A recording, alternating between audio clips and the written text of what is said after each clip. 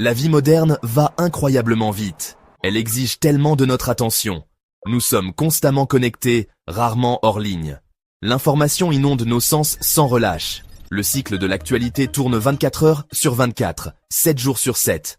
Cela crée une pression sous-jacente persistante. Beaucoup d'entre nous se sentent dépassés par tout cela. Nous cherchons des moyens de gérer ce stress moderne. Nos esprits recherchent désespérément une paix véritable. Nous avons besoin d'un cadre pour plus de clarté. Les réseaux sociaux aggravent souvent cette dépendance. Ils encouragent la comparaison constante avec les autres. Cela peut engendrer de l'anxiété et de l'insatisfaction. Nous voyons des vies arrangées, pas de vraies difficultés. La peur de manquer quelque chose, ou FOMO, est réelle. Elle accapare notre attention et notre temps. Notre espace mental devient encombré de bruit.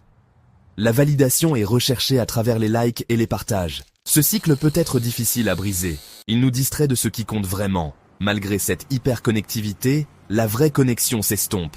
Les interactions superficielles remplaçant souvent les liens plus profonds. Nous pouvons avoir beaucoup d'amis en ligne. Pourtant, le sentiment de solitude peut persister. La recherche de sens devient plus urgente.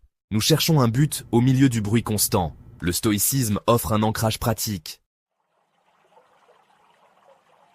Beaucoup de gens comprennent mal le stoïcisme.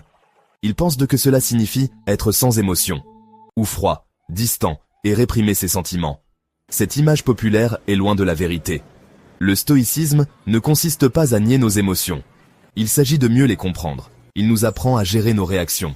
Il nous guide vers des réponses réfléchies.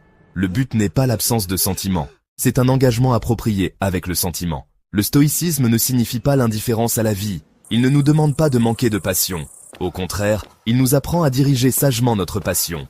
Nous concentrons notre énergie sur ce qui compte vraiment, et sur ce qui est en notre pouvoir d'influencer. Cela permet un but profond et joyeux. Il s'agit de vivre avec vertu et intention.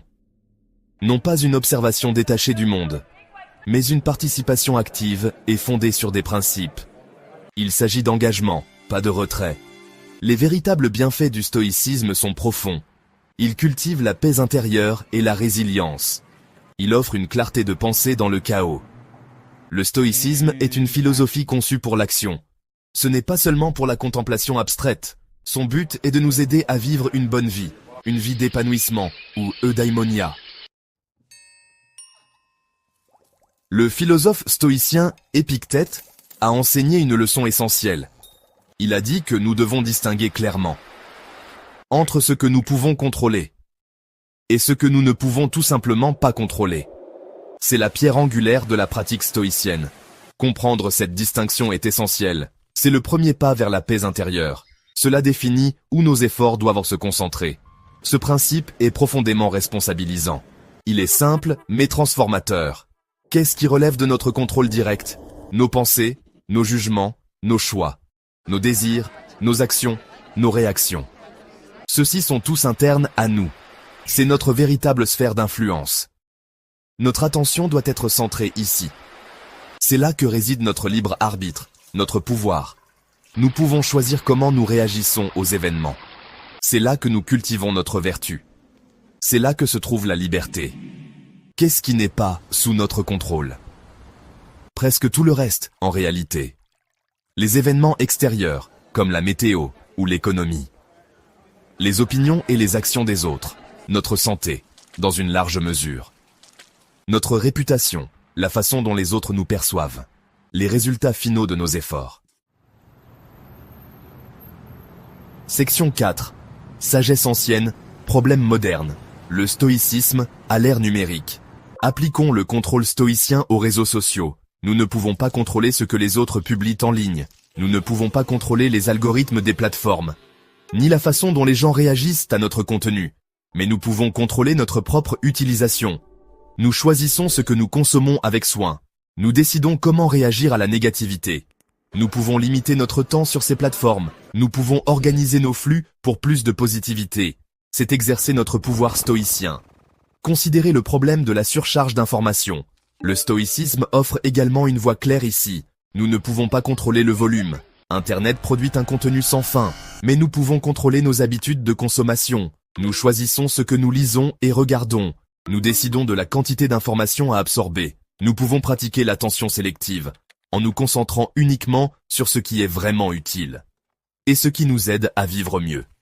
La négativité et la culture de l'indignation en ligne sont courantes. Il est facile d'être entraîné dans des disputes. Nous ne pouvons pas contrôler la colère des étrangers, ni la propagation de la désinformation parfois. Mais nous pouvons contrôler notre propre engagement. Nous pouvons choisir de ne pas participer. Nous pouvons refuser de laisser cela perturber notre paix. Section 5. Trouver le calme dans le chaos. Le stoïcisme pour le stress et l'anxiété. Le stoïcisme s'attaque directement au stress et à l'anxiété. Il va à la racine de ces sentiments. Il enseigne que les événements eux-mêmes ne nous perturbent pas. Ce sont plutôt nos jugements sur les événements qui nous perturbent. Cette idée est incroyablement puissante. Elle déplace l'attention de l'extérieur vers l'intérieur. Ce ne sont pas les choses qui nous troublent, mais notre interprétation des choses. C'est un principe fondamental d'Épictète. Comprendre cela change tout. Le stoïcisme nous aide à recadrer les pensées négatives. Il encourage la distanciation cognitive. Nous apprenons à observer nos pensées, sans nous identifier immédiatement à elles. Ces pensées sont-elles vraies? Sont-elles utiles? Nous pouvons remettre en question les croyances irrationnelles, celles qui alimentent notre anxiété et notre peur. Nous pouvons les remplacer par des pensées rationnelles. Cette pratique réduit les troubles émotionnels. Elle apporte de la clarté à notre monde intérieur. Cette philosophie construit une véritable résilience mentale. Elle nous prépare à faire face à l'adversité. Avec courage, sagesse et équanimité, les revers deviennent des opportunités de croissance. Nous apprenons d'eux, plutôt que de nous briser. L'obstacle est le chemin, comme l'a écrit Marc Aurèle. Les défis sont des occasions de pratiquer la vertu. Section 6. La boîte à outils stoïcienne. Exercice pratique pour la vie quotidienne. Le stoïcisme n'est pas que de la théorie. C'est une philosophie éminemment pratique. Elle exige une pratique quotidienne constante. Les grands stoïciens étaient des pratiquants. Sénèque, Épictète, Marc Aurèle. Ils ont écrit sur la façon de vivre. Ils ont partagé des exercices pour l'esprit. Ces outils sont toujours efficaces aujourd'hui. Ils nous aident à incarner les principes stoïciens. Ils transforment la compréhension en habitude. Un exercice clé est la visualisation négative. On l'appelle aussi préméditatio malorum. Nous contemplons les malheurs potentiels, non pas pour devenir pessimistes ou craintifs, mais pour apprécier ce que nous avons actuellement, et pour nous préparer mentalement à l'adversité. Si des défis surviennent, nous sommes moins choqués. Nous sommes mieux préparés à les affronter calmement.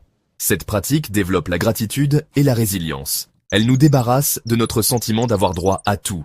Une autre pratique essentielle est le bilan de la journée. De nombreux stoïciens recommandaient la tenue d'un journal. À la fin de chaque journée, réfléchissez. Réflexion sur la mort. Pas pour t'en effrayer, mais pour mieux apprécier chaque instant. Demande-toi, si je devais mourir demain, est-ce que j'aurais vécu aujourd'hui comme je le voulais? Le stoïcisme n'est pas une arrivée. C'est un chemin. Personne n'est parfait. Personne ne maîtrise totalement son esprit du jour au lendemain. Le stoïcisme n'exige pas la perfection. Il valorise la progression continue. Comme le disait Marc Aurèle, ne pas tenir compte de ce que les autres disent de toi. Occupe-toi seulement de ce que tu fais. Chaque jour est une opportunité de revenir à soi, de renforcer sa force mentale, de cultiver la paix intérieure. Le stoïcisme est bien plus qu'une vieille philosophie. C'est une réponse profonde à l'instabilité, au stress, à la confusion morale de notre époque. Il t'offre une boussole morale, une méthode éprouvée pour rester ancré dans la tourmente, et une voie vers une vie plus calme, plus claire, plus juste. Si tu as aimé cette vidéo, n'hésite pas à t'abonner à La Voix stoïcienne. Chaque semaine, je partage des enseignements, des exercices et des réflexions pour t'aider à cheminer sur cette voie de sagesse et de force intérieure. Et pour finir, une dernière citation de Sénèque. Ce n'est pas parce que les choses sont difficiles que nous n'osons pas. C'est parce que nous n'osons pas qu'elles sont difficiles. Merci d'être ici. Merci de chercher la vérité. Et merci de continuer à avancer, pas à pas, sur le chemin stoïcien. À très bientôt pour la prochaine vidéo.